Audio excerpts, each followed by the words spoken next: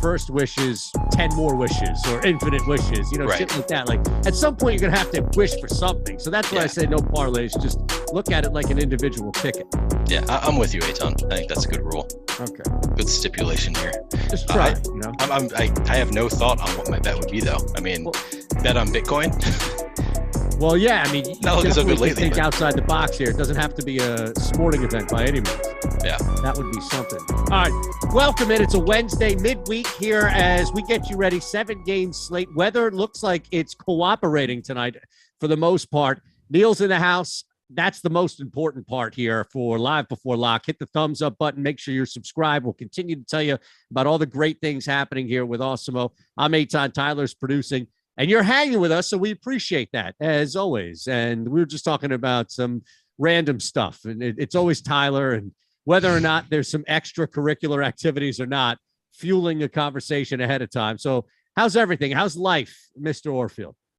I can't complain. It is the potential rainy spot is here in Minnesota, so I don't love that. But we've had a few nice days, which is new. It's been cold for a long time. We didn't really get much of a spring here this year. We had a couple nice days back in April, and then a lot of rain and a lot of shitty days, and then now it's been okay. So I'll take summer now.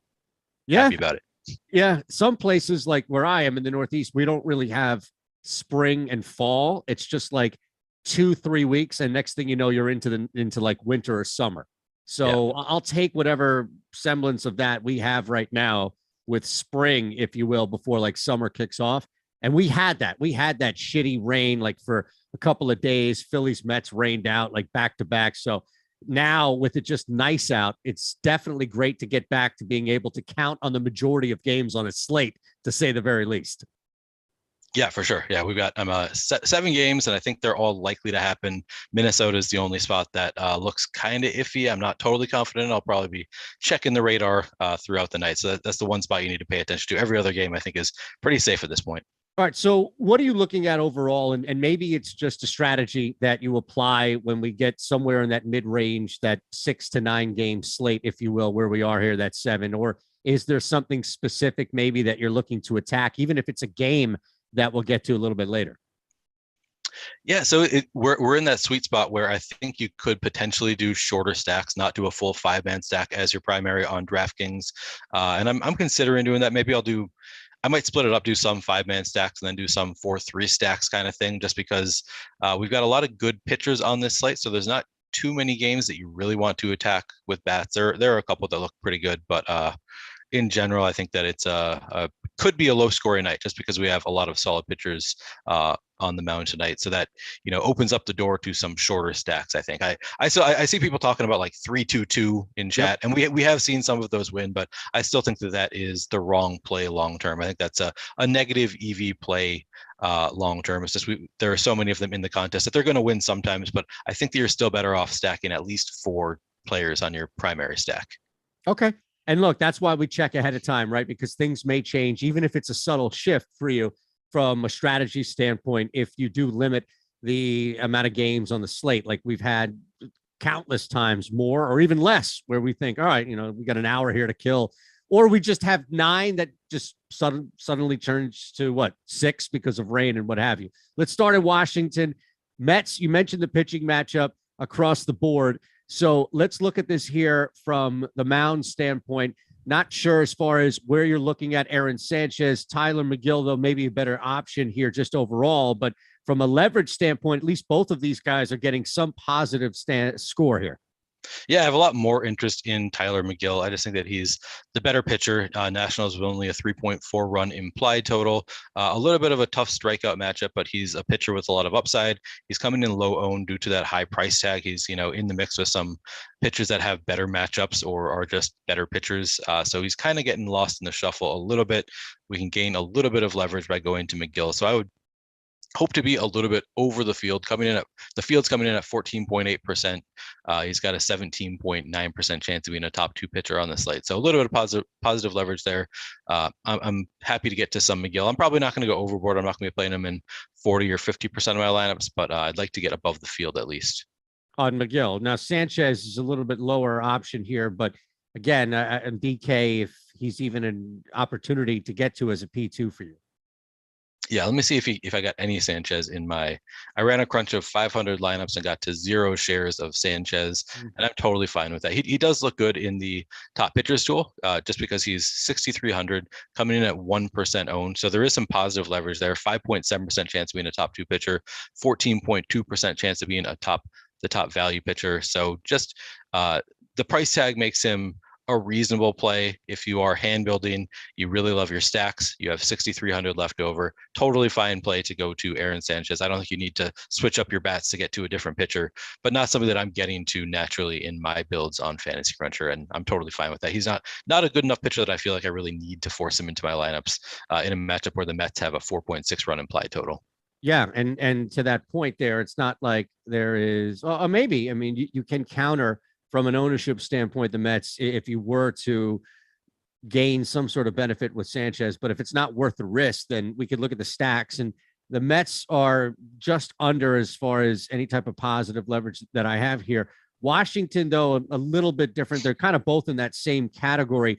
The main difference, though, as far as just ownership is concerned, where Washington is super low owned and the Mets are the second, third highest that we have stack on the board. Yeah, if you run Fantasy Cruncher just with the projections that are in there automatically, you're going to get to a lot of Mets and not to a lot of Nationals. The Mets have the second highest chance of being the top stack on the board currently, coming in right behind St. Louis. St. Louis with a 12.8% chance of being the top stack, the Mets at 12.7%.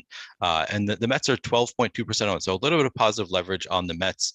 And I think that makes sense. It's a great matchup for the Mets going up against Aaron Sanchez, and they've got a lot of great bats in the lineup. I'm getting to plenty of Mets, both as a stack and then also as a one-off. I'm getting to a lot of Brandon Nimmo, Francisco Lindor, Peter Alonso. Those are the guys that really stand out. Starling Marte, I'm getting to about 10%. So I'm getting to a fair amount of Mets just as one-offs, along with being one of the top stacks that I'm getting to naturally if I don't limit them. And I'm totally happy to get to plenty of Mets when they're coming in a little bit under-owned and they have a 12.7% chance of being the top stack on the board. Now, Washington, is there any approach here to where you can gain some leverage, even if it's not a ton to the field, but they're so low owned? So maybe there's an opportunity. You talked about shortening stacks to where you could work those guys in a little bit more on a shorter stack night. Yeah, I do. I think that they make some sense more so as a shorter stack, maybe as a 4-man stack or a 3-man stack than as a 5-man stack. They do have positive leverage in the top stack still, coming in at 2.1% owned with a 3.3% chance of being the top stack on the board. So I'm totally happy to get to Washington. I mean, Tyler McGill has shown a lot of promise. He's a solid pitcher.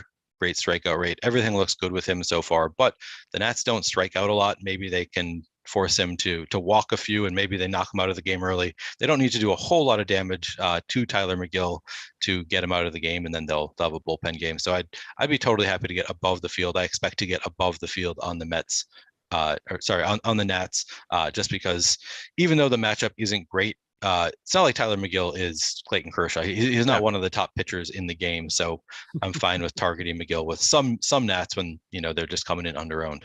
No, it's a great point too about just where we are with McGill and really the field. So, all right, let's move on, and we'll hit from Washington, Angels, Rays here, and we can start back on the mound with the two of these pitching matchups, and just kind of looking at what we have projected here at the bottom. You're not going to gain any leverage at all, clearly, with what's happening with the Angels, because half of the field is getting over there. But on the flip side, McClanahan's just going to be a high cost guy, and there isn't a ton of negative leverage that might kill him from getting to him often. Yeah, I like McClanahan here. I'm going to be coming, I think, under the field on both of these guys. Okay. So Ohtani, I mean, he's just coming in at 61.5% owned. That's just too high owned for any pitcher. And it's not like Ohtani doesn't have bad games. He's been pretty up and down. He's a little bit inconsistent. So I'm totally happy getting under the field on Ohtani. And then McClanahan, he has been really great this year with a 36.7% K rate, 3.0 expected ERA, 0.99 WHIP, and his first 5 starts, he's pitched 6 games so far. In the first 5, he had 7 or more strikeouts in every game before coming down to only 5 last week. But I will say he's had a relatively weak schedule. The 6 teams he's faced have a combined record of 78 and 103. The only winning team that he's faced so far has been the American League Central winning Twins. So other than the Twins, he's faced a lot of bad teams. So I think, going up against a little bit better Angels team, might cause him some trouble. I don't know that I fully buy into how good his stats have been this year so far. So, he's not a sure thing. He does have slight negative leverage. So I think I'll be right around the field. Is basically what it comes down to. Yeah, McClanahan is not a guy that I feel like I need to go well over the field, despite the fact that he's a fairly neutral play and he's a solid pitcher. I just think that he's kind of a pitcher that I'm going to be around the field. I see pros and cons to playing him.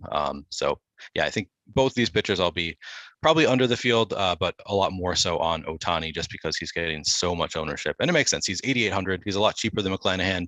He is a name brand player, so people want to play Ohtani, but I'm totally fine getting under the field there. Yeah, and look, FanDuel, you're going to get a little bit more of a break, technically less ownership there for Ohtani that we have projected. So the leverage drops a little bit. It increases for McClanahan, but it's not dropping enough for Ohtani that I think all of a sudden you're going to be equal or maybe even over. So I imagine that if I were to even ask you, Neil, are you still underweight to the field to both Ohtani and McClanahan when you move to FanDuel? The answer is going to be yes, even though you may gain a little bit with Ohtani. Yep, exactly right. I still expect to be under the field just because of how owned they're getting. I'm not going to be playing over 30% of Ohtani today. I don't think that is the worst thing in the world to do, to be honest. There's not that many pitchers on this slate. We've only got 14 games and maybe 12 or so viable pitchers. So I don't plan to be, getting way under the field on Ohtani, but I think that I'll probably be under 30% and maybe right around the field on McClanahan as well. So on the flip side here for, what we have projected on DK, and it's correlated clearly with where the majority of the field is by a mile to Ohtani. And that's why on DK, you have that negative leverage score.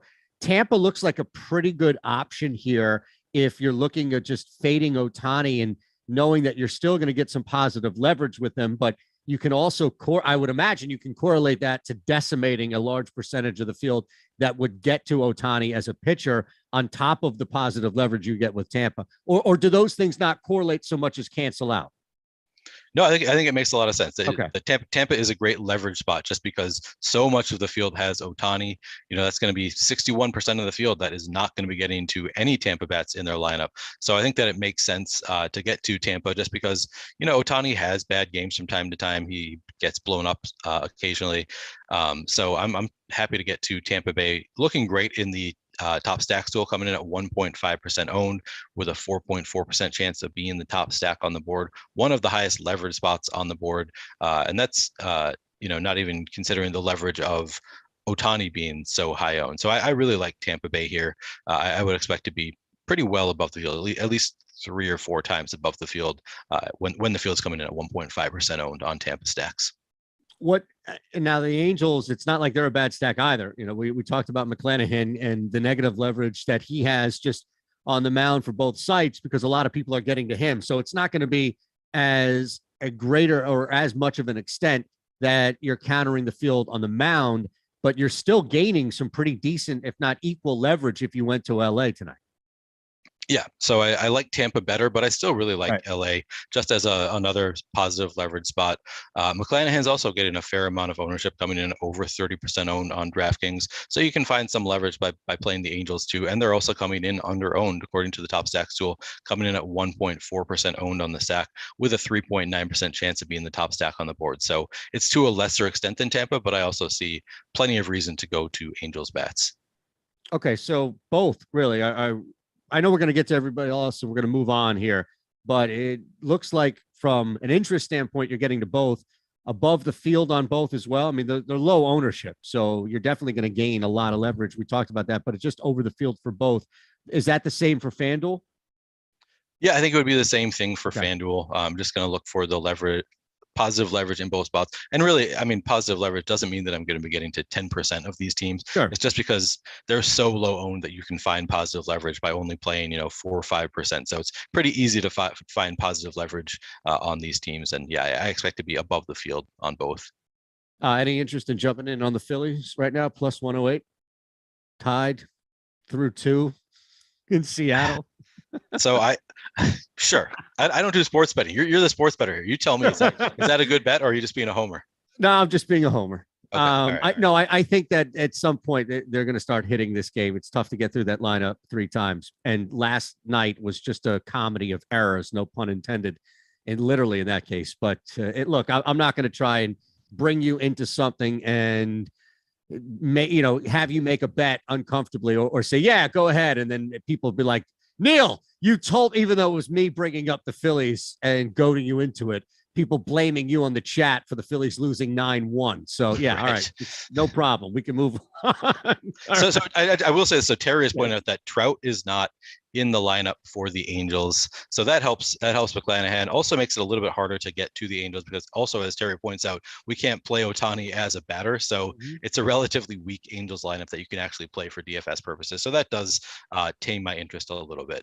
All right. Well, real quick to Terry's point, because this is something that you brought up earlier, just overall as a strategy. Now Terry brings up the example, so we can combine both here, which is, are you looking at the Angels now more as a 3 or 2 type stack that you can look on a shorter night in general? And this may be a really good opportunity to do that since there isn't as much pressure to load up on a bigger stack with them. Yeah, I think that makes some sense. Yeah, I'm not getting into much Angels at all naturally. So yeah, I think it makes some sense. Just play, your Marsh, your Rendon in shorter stacks. I think that it is going to be a tall ask to get 5 Angels into a winning lineup. So I think it does make some sense to play them as a shorter stack. Yeah, that's a good point. Okay, let's move to Detroit here. And we've got the A's and Tigers. And just looking at leverage where, it's a nice place to start with you, of course, Neil, you're going to get an opportunity, of course, with Oakland. Detroit, a little bit less. That's going to be on the opposite end of it. So cheaper option that we have for Detroit, decent option that we have with Oakland, but it's really just a matter of complete opposite ends of the projected leverage where you may just have to be under the field or so if you're getting too much Joey Wentz at that cost versus Oakland where, you're gaining a leverage score at the very least. Yeah, so Joey Wentz is really interesting in this spot. So he's coming in, as you say, 26.5% owned with only a 12.4% chance of being the top 2 pitcher.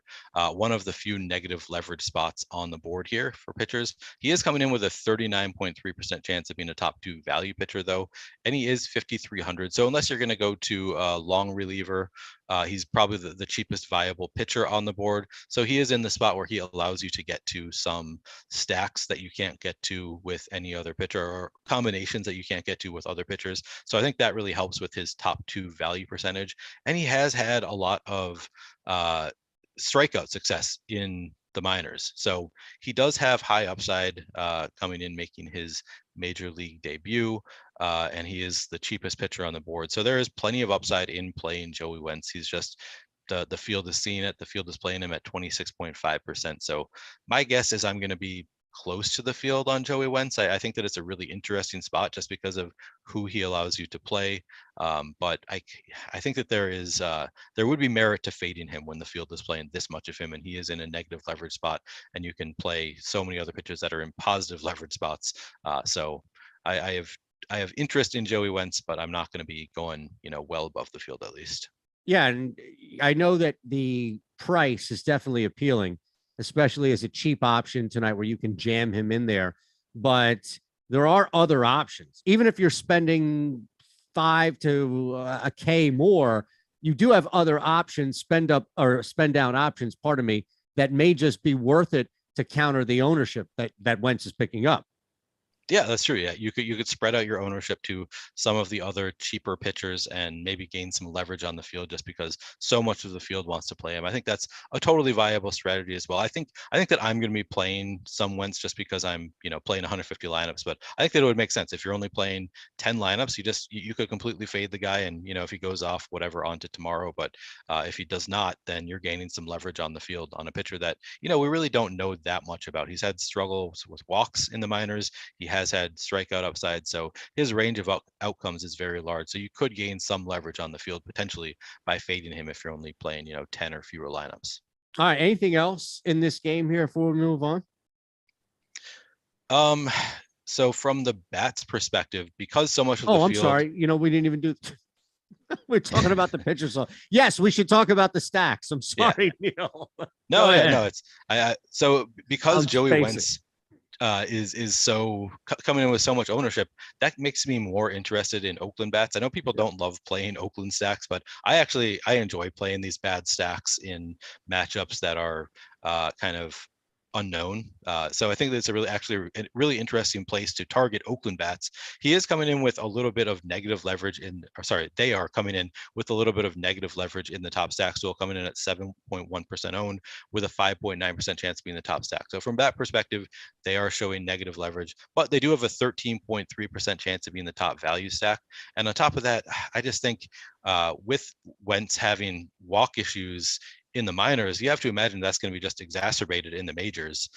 So I think that there's a pretty good chance that they knock him out of the game early, and then it's a bullpen game. So I actually have, despite the negative leverage here, I think that Oakland is a team that I'm probably going to try to target and maybe get above the field and just kind of exploit this matchup where we don't really know how good Wentz is going to be as a major league pitcher, and he's getting a lot of ownership. So there's, it's a leverage spot. So I have a lot of interest in Oakland bats here. And then Detroit is coming in with slight negative leverage in terms of their top stack odds relative to ownership, coming in at 5.9% owned with a 5.7% chance of being the top stack. But then they have an 8.9% chance of being a top value stack. So to me, they're a relatively neutral play. If I get around 6% Detroit bats, I'm totally fine with that. And then I guess we didn't really even touch on Zach Logue. Not somebody that I have a ton of natural interest in, just from a baseball perspective. He doesn't seem like that strong of a pitcher, but from a top pitchers tool perspective, he actually looks really good. Coming in at 2.3% owned with a 13.3% chance of being a top 2 pitcher, 20.9% chance of being a top 2 value pitcher. So maybe I'm missing something here with Zach Lowe. He has a 21.4% strikeout rate, but he also has a 7.98 expected ERA and a 1.42 WHIP. So those are terrible numbers. The strikeout rate is high, so maybe he's just a pitcher with a really wide range of outcomes. So I think I have to have some interest there, just because of how good he looks in the top pitchers tool. It's hard not to see some positives there. And yeah, in my crunch of 500, I got to 17.6% Zach Logue. So I guess I am getting to some naturally as well. He's not a pitcher I was really coming in here planning on talking about at all, but now that I'm actually looking at these stats, I'm gaining interest. He has a wide range of outcomes. That also makes me a little bit more interested in Detroit bats. So I think maybe I'll try to come a percent or two over the field on Detroit too. All right. What about on FanDuel with Logue? Because he's still right there at the top, and you're getting a similar price here, but you also are in that one pitcher role. So you are sacrificing a lot, but even if you just look at the top 1%, if you just look at the top pitcher where we have him, he's in the middle and there's not a gigantic gap, right? It's not like Ohtani or the guys at the top are sitting at 25, 26% on a 7-game slate. It's the difference of 5-6%, which is a lot. I'm not minimizing it to say it's nothing, Neil, but I'm also looking at a big picture and thinking, well, it's kind of like a smaller version of what you just laid out with why you would get to Logue on DK. But I don't know if that smaller version is still worth the risk on FanDuel when you only have that one slot. I think it is. I mean, I think that you make a good point. I mean, you look at it, the difference between Logue and Ohtani in terms of top pitcher odds on FanDuel. Logue has a 7% chance. Ohtani has a 14.6% chance. So just a little bit more than double the odds for Ohtani, who is a top pitcher on the board relative to Logue. Then you look at ownership. Logue is coming in at 1% owned. Ohtani's coming in at 31.3% owned. So 31 times more owned than Logue. So just from that perspective, Logue makes a lot more sense on FanDuel. So I definitely see myself getting above the field on FanDuel as well. And, it's a solid matchup against Detroit. A lot to like here for a pitcher that has a wide range of outcomes. So I do think it makes sense to go to him on FanDuel as well. Okay. So now we've covered everything there with the stacks and the bats, and we can move on. Right. So hit Atlanta, the Red Sox in town. Again, hit the thumbs up button, please. If you haven't already, make sure you're subscribed here across the board. Our Odd Shopper channel, that's what is providing everything here, our show for you. So mention the bets. That's where I go. It doesn't matter if it's a player prop or just looking at an angle. It's the only place, the first place, so that you know you're going to get the best returns. So make sure you're subscribed to our content channel on YouTube beyond just here. All right, brother. So Atlanta, Boston, we can start as always, really on the mound and look at, Evaldi's going to be there as far as top percentage. I have him on FanDuel. Let me just get back to DK here. But really, from a leverage standpoint, Anderson might be a better approach, although you're not losing a ton with Evaldi either. Yeah, so Evaldi, slight negative leverage. It is a better matchup. No Ronald Acuna today for Atlanta. That makes it a little bit easier for Evaldi. But he is, as you mentioned, he's a little bit of a negative leverage pitcher here coming in. Actually, I just updated. It looks like he is coming in at just slight over, positive right? leverage now. Yeah, Yep. he does have slight positive leverage. I guess I was looking at FanDuel before. So he's coming in at 24.5% owned with a 26.5% chance of being a top 2 pitcher on DraftKings. I assume this, it accounts for having no Acuna in the lineup, I would think. But still a little bit of positive leverage for a pitcher that is coming in at 24.5% owned, has the 3rd best odds on the board of being a top 2 pitcher on DraftKings. So yeah, I think there is plenty to like about Evaldi. And I think I'm probably, let me double check here. Yep. Coming in a little bit over the field on Evaldi on DraftKings currently. So I do think that he makes plenty of sense, even in a tough matchup, but it is made a little bit easier with no Acuna. So one more reason to get there.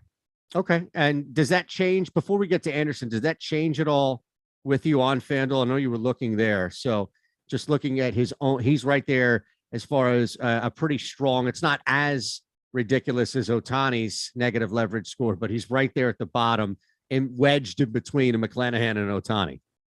Yeah, so he's got slight negative leverage on FanDuel, but I still think that I'm fine getting to about where the field is on FanDuel. Coming in 18.1% owned with a 12.4% chance of being the top pitcher on the board. I think that he does make some sense to get to. Obviously, as I said, you could go under the field and then just get more of the lower owned guys who are a little bit cheaper, but I still think that he's a talented enough pitcher in a good enough spot that I'm totally fine getting to at least close to the field on Evaldi. Okay. Now with Anderson, a little bit different, I imagine, of an approach here. So let's look at that. You're going to gain some leverage clearly on DK, just updating that. He's in that 4.5 range. The price tag, 8,500. I don't know if it's the matchup or maybe the tag that could be a deterrent, but still, he's kind of in a pretty good spot overall if you're interested in getting to him. Yeah, he looks pretty solid in the tools. I'm currently getting to about 12% Ian Anderson in my DraftKings crunch across 500 lineups, and I'm totally happy with that number. It's coming in at only 8.4% owned with a 12.7% chance of being a top 2 pitcher. It is a tough matchup, at least on paper, against Boston. They have not been great this year, though. So maybe it's not as tough as it has been in years past. It's probably just small sample size. But yeah, I'm totally happy to get a little bit above the field on Anderson, even against Boston, just because the price is right for a pitcher of his caliber. I mean, I think he's a solid pitcher. So yeah, I think I'm fine getting to close to the field on Ian Anderson. Probably not going much above that. He only has a 17% strikeout rate so far this year, so I don't love that. Yep. 1.38 WHIP, don't love that. 3.4 expected ERA is fine. So, I don't love the matchup. The pitcher's fine. The price is about right. Not something I'm taking a huge stand on either way. I'm basically just getting what Fantasy Cruncher gives me, and I'm fine getting to about 12%. Okay. Now, on the other side of it, and you mentioned, as far as the matchup for Evaldi, especially without Acuna here, you're going to gain a little of some positive leverage if you are getting to Atlanta. Boston, on the other hand, against Anderson is, if just balancing it from a leverage standpoint, low owned, positive leverage might be a good opportunity to get to Boston tonight. Yeah, I really like Boston top stack projection too. Sorry. Yeah. From a top stack perspective, Boston looks great, and I'm really happy to get to a Red Sox stack when they're only 3.6% owned. I just think that they're a dangerous stack, even if they have not been a great team so far this year. They just have so many batters that night in, night out are dangerous hitters. So I'm going to be above the field on Boston. They're coming in at 3.6% owned with a 7.5% chance of being the top stack on the board and a 3.7% chance of being the top value stack on the board. Plenty of reason to get to the Red Sox here. I'm getting to a limited amount of Trevor Story. I'm getting into a lot of Rafael Devers currently. He's looking really good. Xander Bogaerts getting to around 9%. My guess is that that'll come up for me. I'll probably, once I really try to get to more of the stacks that I like, I'm going to get to more of Red Sox batters overall. But even right now, I'm getting to a fair amount of Red Sox just as one-offs. Okay. So, and imagine, is that changing at all for Atlanta? Just looking at where you have the opportunity to really attack the Braves here, there isn't any real significant ownership that you'd have to worry about fade or counter. You're just not getting a ton of leverage. I mean, so on DraftKings currently, maybe I need to refresh, but currently I'm seeing some positive leverage. Yeah, it's like 1.7 I have, right? So I'm seeing 2.3, or Oh wait, actually 2.4. The leverage score is up. I'm going to refresh and just make sure that I'm right on. But it looks about the same, just a little bit worse than Boston, but in a similar spot. No, it has come down. So they have a 4.1% ownership with a 6.3% chance of being the top stack. So it's come down a little bit. Yeah. Their ownership has come up a little bit, I should say. So, but they still, I mean, that's positive leverage, and it's, it's Nathan Eovaldi. It's not Clayton Kershaw. It's not Barnes. It's Burns. It's not anybody that we're really scared of. So, I'm happy to get to above the field on Atlanta, recognizing that it's not the best matchup on the board. There are plenty of teams in better spots, but I think Atlanta, even without Acuna, I think that they're a fairly dangerous lineup, and it just means that you can get to their stacks a little bit cheaper. Taking out their most expensive bat generally, you can, they'll come a little bit cheaper than normal. So I do like playing Atlanta against Eovaldi some. Okay. And from there, I mean, if there's any opportunity to get thin here from mini stack to one off, then maybe there's a chance or a pathway for you. Sorry, say that again. So as far as anything from, we talked about just minimizing stacks or even one offs. Yeah, I think that might make sense. Okay. I think the 5-man stack could work with Atlanta, just because they are going to have some cheap options in the lineup. So they have some solid options, some actually good batters in Matt Olson. They've got Austin Riley, looks good. But then they also have guys like Travis Demeritte in the 9-hole is 2,000. So he just allows you to get to a full stack, and you just hope that the whole lineup goes off. Dansby Swanson is only 3,500. I love that for a leadoff hitter. Is Ozzie Albies in the lineup today? I'm trying to see. He's not. Oh, here he is. Yeah. So he's in the 6-hole. So I guess 6-hole for 4,700. Not the best spot in the lineup, but that's where he was yesterday too. He's always a dangerous hitter. So top to bottom, I think that they actually make sense as a 5-man stack, just because they have dangerous hitters basically throughout the entire lineup. They got Travis d'Arnaud is batting third from the catcher spot, so gotta love that on DraftKings. Just top to bottom, I think that they have a lot of batters that make sense just from they're good hitters, and they have a lot of good hitters, and they have a few cheap hitters that help out as well. So I do think they make sense from a getting to all 5 spots kind of perspective too. Okay. And from there, let's move on. So 3 left here. We'll get to it, of course, in the final 20. We should remind everybody, we're using our top stacks. We're using our top pitchers tool that we have available on Awesemo. So if you're just hanging here hoping that one of these is free today, which there is free opportunity, our player rankings, MLB player rankings, as well as PGA, NHL, and even NBA player projections for tonight, the 2 games, you don't have to wait one day a week. Keep telling you that top stacks, top pitchers, lineup builders, everything is available. MLB DFS is part of our whole Awesemo Plus. So even the Awesemo Plus weekly pass, which you can jump in, you can see, sign up below, you can get it at a reduced MLB DFS price. That Awesemo Plus MLB package, that's as low as basically 18.95 weekly. Fantasy Cruncher's the add-on, so don't jam up Terry's inbox and say, whoa, Shander told me something else. No, that's an add-on. You can add it at checkout, so you have to do that. But look, just jump on right away. We keep telling you this is the easiest way to add to your bankroll and build it. So why not just make sure you have access to everything across the board? So let's go to Minnesota, your stomping grounds here. Do you think this gets played, or do you think there's a delay, or how serious do you think a cancellation could be in order? I think that it most likely gets played. I mean, I don't know anything more than you do. It has not started raining yet. The radar looks okay. I think the game probably gets played. I have a little bit more concern for the pitchers, I think, than the batters, because I think there could be a rain stoppage early in the game. I think we just don't know really when the thunderstorms are going to come. But then maybe they get back to playing and they have to pull the pitchers. So it is a game that I have some concern about the pitchers, but at this point, it's kind of hard to read at this point in the afternoon. Hard to tell. I'm not going to full fade it, at least at this point. Maybe I'll change my mind later on, but that's something that I'll be monitoring for sure. All right, well, let's start with your guy here, Chris Archer, and see if there's any homerism at play for tonight. I mean, Chris Archer has pitched pretty well this year, so he looks good. And so I'll start with the top stack. So coming in at 1% owned with a 9.4% chance of being a top 2 pitcher, 11.6% chance of being a top 2 value pitcher. It's not a great matchup. You don't love playing against Houston, but he has a 24.1% strikeout rate. The underlying numbers don't really support him being a great pitcher.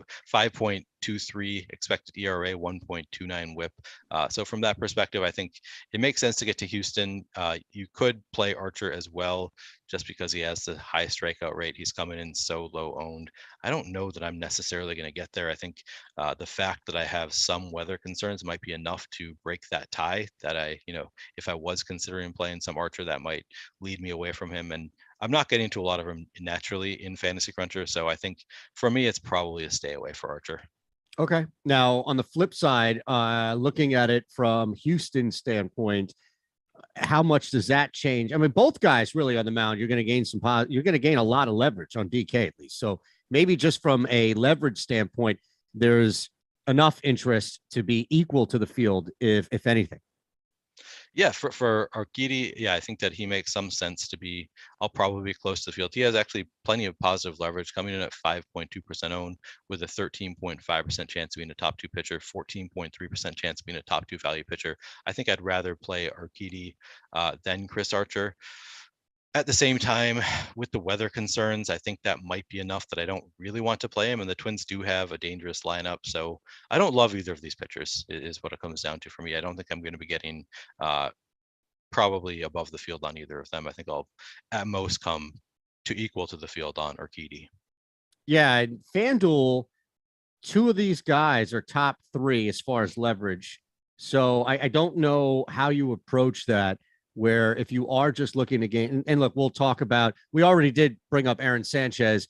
So now with Urquidy and Archer, Logue's been mentioned as well. So this now completes, if with Wentz in there, the top 4 or 5 guys who are all 7,600 or below on FanDuel. So this is really like the cheap option crew, and then go heavy on the bats night if you are. So both of these guys in this game fit the bill.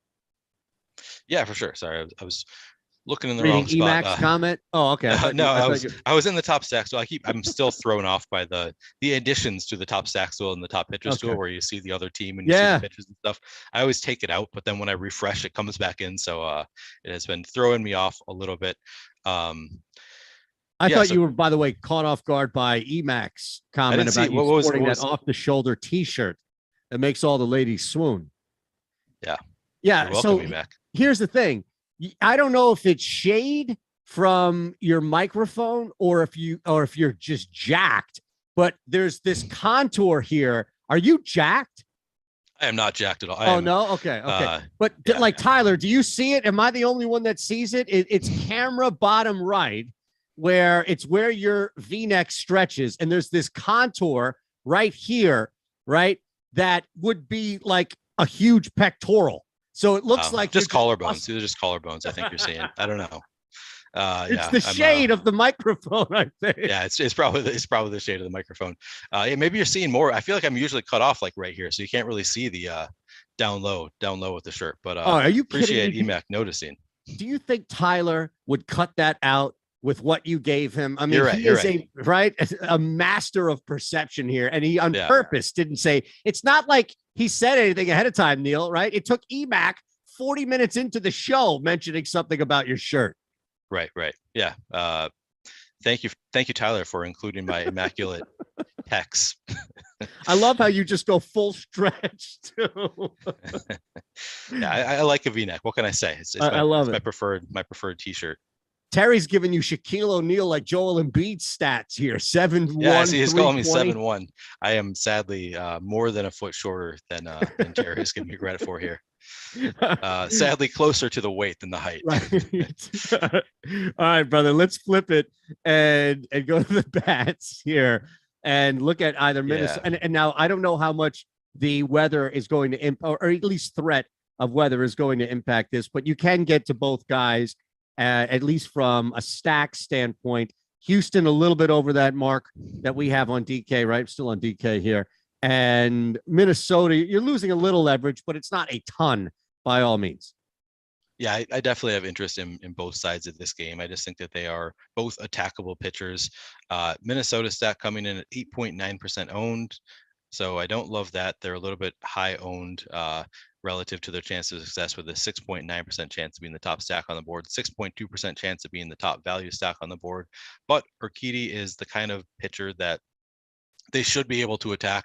They are a strong matchup. They've got great bats, and similar to Atlanta, they have bats throughout the lineup that they've got some cheaper bats that kind of allow you to go to a full stack. So I think Minnesota is a team that I would be totally happy getting to a full 5-man stack here. And I plan to be probably close to maybe a little bit under the field. If the field is really going to be playing 9% Minnesota, I'm going to come in under that number, but I think I'll probably have 7% Minnesota stacks. It's just a really solid matchup, and they have so many different ways to construct the lineup with they have bats that are just Byron Buxton all the way down to they've got cheap pitchers in the back of the order. So I think from that perspective, it just makes sense to get to plenty of Minnesota bats here. Houston, similar approach. Yeah, so Houston also looks okay from a top stacks perspective, coming in at 7.9% owned with an 11.4% chance. Oh, they look even better than I thought they did. Yeah. 11.4% chance of being the top stack on the board, is third on the slate, just behind St. Louis and the Mets. So I actually, looking at this now, I think I have more interest than I did previously in Houston. I think they might be the first team that I would go to if I were just doing a single entry. They would be probably ahead of Boston as my top team on the board. Kansas City's close as well, but Houston might be my number one stack on the board. If I'm just doing a single entry, or if I'm doing 5 entries, they'd probably be one of the first teams that I would stack up against Chris Archer. They just look really solid as a top stack, coming in 11.4%. With only 7.9% ownership, and I'm getting to a lot of them naturally in my lineups. Kyle Tucker is actually coming in as my highest owned Astros bat, just in my first crunch, getting to a lot of Kyle Tucker. Looking through my lineups, yeah, and he's not even that cheap. It kind of surprised me how much Kyle Tucker I'm getting to, but Jordan Alvarez, Jeremy Pena, Jose Altuve, Gurriel. I think all of these guys look pretty solid, and I'm going to be getting to them in numbers. And I think it's droves? Also I was waiting for that in droves. And I also think that they're a full stack kind of team. I think that it's just a good enough matchup and a good enough team that I think it does make sense to get to them in full 5-man stacks. Okay. Now from there, basically just looking at this game and knowing that we have that threat looming still. Let's go to St. Louis. We have these 2 games left to get to. Cardinals, Orioles here. And there's been a lot of chatter on the St. Louis side. So I'll let you take it away with how much love or shade you're throwing. I mean, the only thing not to love about St. Louis is the ownership. You love the matchup against Spencer Watkins, against the Baltimore bullpen. You love the team. The stack looks great. Spencer Watkins has been a reverse splits pitcher, and so he's a righty. He does worse against righty bats, and St. Louis just has a lot of great righty bats. So there's so much reason to love St. Louis in this spot. And then they have so much negative leverage because they're coming in at 23.9% owned. So from that perspective, I feel like I kind of need to go under the field on St. Louis. I can't justify getting to 24% of a team that is coming in at 24% owned. I will be well under the field on St. Louis, despite how good they are. Just in a vacuum, they look incredible.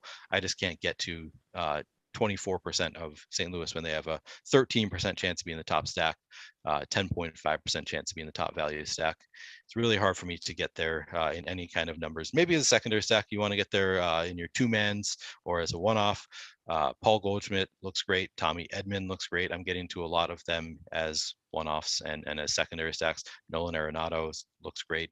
Yadier Molina in the catcher spot looks great on DraftKings. Only 3,100 in the sixth spot. Really love Yadier Molina. Hard not to love Molina here. Dylan Carlson looks good. Harrison Bader looks good. Everything about this matchup looks good. Every player in the lineup I look at and I'm like, ooh, I want to play him. But so does everybody else. And that's the problem. And this is baseball. And no team should be 24% owned, or rarely should a team be 24% owned on a 7-game slate. So it's hard for me to get there. I'm not going to have a ton of full St. Louis stacks. Now, Baltimore, we'll get to the pitching matchup here in a second, but Baltimore from a stack standpoint is the most positive leverage stack you can find on the board. So if there's just staying away from St. Louis, despite them being a chalky favorite across the board because of leverage, does that not push you maybe a little bit more towards Baltimore, even if it's an uncomfortable number? Well, they're only 3-3, so you could be over them and still be okay. Yeah, exactly right. So the fact that they're coming in at 3.3% owned against Michaelis with a 5.4% chance of being the top stack and a 17.1% chance of being the top value stack. So there is a lot to love about Baltimore here. Michaelis, I don't love targeting. He's not a pitcher that, he's a solid pitcher, but he also doesn't throw a lot of strikeouts. So maybe they're able to get some walks on him, get on, knock him out early. I think that they're a reasonable team to get to, and as I've said many times, he looks good on this slate. He's a solid pitcher. He's just not one of the best pitchers on the board that you just can't target. And I think that the field is kind of maybe overvaluing Michaelis here by only getting to Baltimore at 3.3%. So I'm definitely going to be above the field on Baltimore. Yeah, and speaking of Michaelis, look, he's got some just over that. Last I checked here, refreshed on DK. He's a costly option against Baltimore, which makes sense, but you still get a little positive leverage on the field there. So it's not like even a McClanahan, forget Wentz because he's just the cost option, but it's not even like McClanahan where you're losing about 4.5% leverage to the field. Yeah, I like Michaelis just fine here. I'll probably be coming in above the field on Michaelis. He doesn't have a great strikeout rate, 19.9% so far this year. So that is the downside to Michaelis and the 9,100 price tag. So for that price tag, you usually want a little bit of a higher strikeout rate than 19.9%. But he is playing against Baltimore. It is a great matchup, despite all that I just said about liking Baltimore bats. That's largely just due to the field not getting there. They're still not a great team. They're not great, a great lineup in general. So it's an exploitable matchup for Michaelis, and he is a great pitcher, coming in with a 2.37 expected ERA, 0.99 WHIP. Those are great numbers. It's really just the strikeout rate that you don't love. But, Baltimore is also a team that strikes out a good amount. So maybe this is a matchup where you can sneak in a few extra strikeouts and really have some upside. So I do like Michaelis, and I will be above the field. Now, Watkins, we talked about Wentz being a cheaper option. To be fair, on DK, there's a $1,400 difference. So Watkins is definitely going to be more of a costly option by all means. The ownership is going to be considerably less than a guy like Wentz. And maybe that's even the wrong barometer. I get it, but you're not really gaining any leverage. In fact, he's got just on the other side of it of a negative leverage score. So is there even a risk worth taking with Watkins? No, I'm not playing any Watkins. He's coming in at 1% owned with a 0% chance of being the top pitcher on the board, 0% chance of being the top value pitcher on the board. I don't know if that's a mistake in the numbers. It might be, but either way, I'm not getting into Spencer Watkins. Just not a good enough pitcher to really want to play in this matchup. Fair enough, my friend. By the way, Phillies up 4-1. Reese Hoskins cleared the bases. Wow. Congrats. So, did you place a bet? I did. I took the Phillies at plus 132. Now, to be fair, they were at 176 at one point, and as they were down 1-0 to Seattle.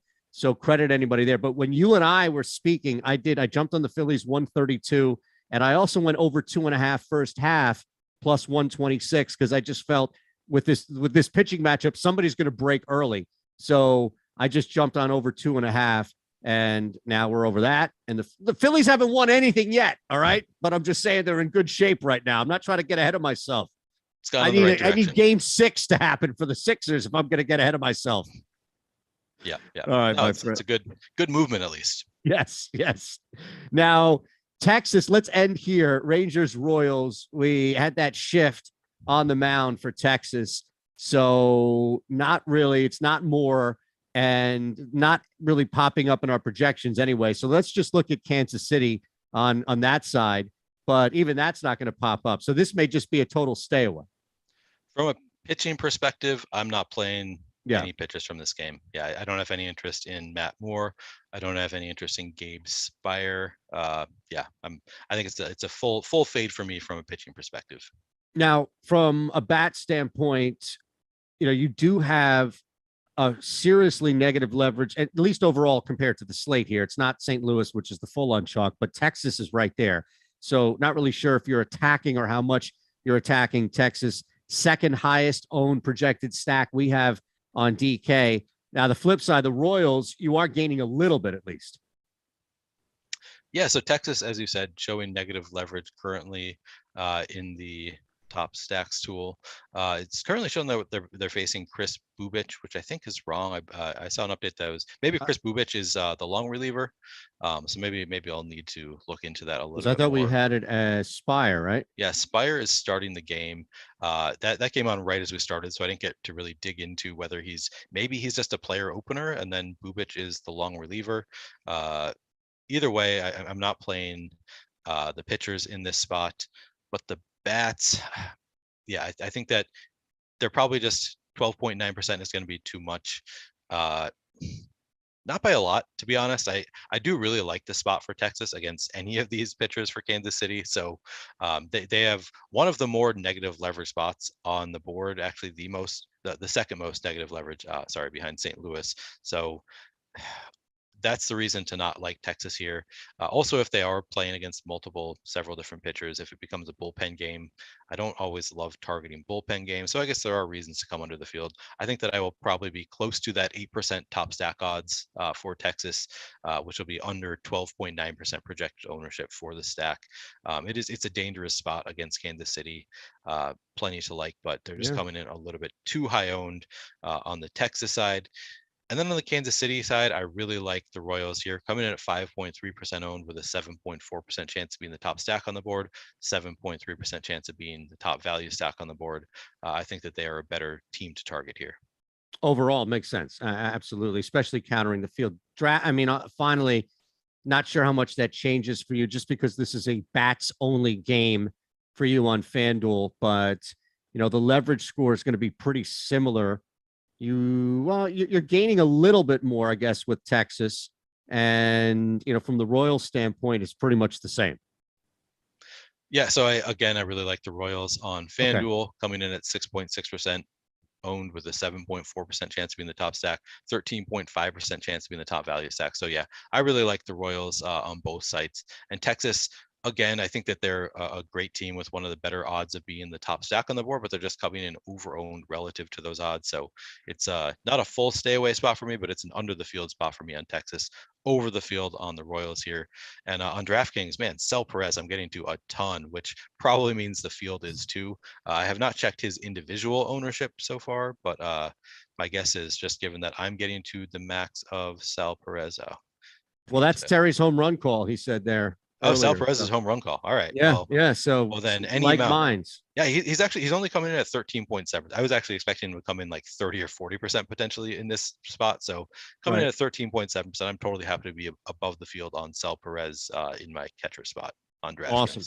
At Player Q DFS, make sure you thank Neil. Just say what's up or any protein shakes as he continues to build his muscle mass. I'm sure he'll take all types of suggestions by all means at Shander's show.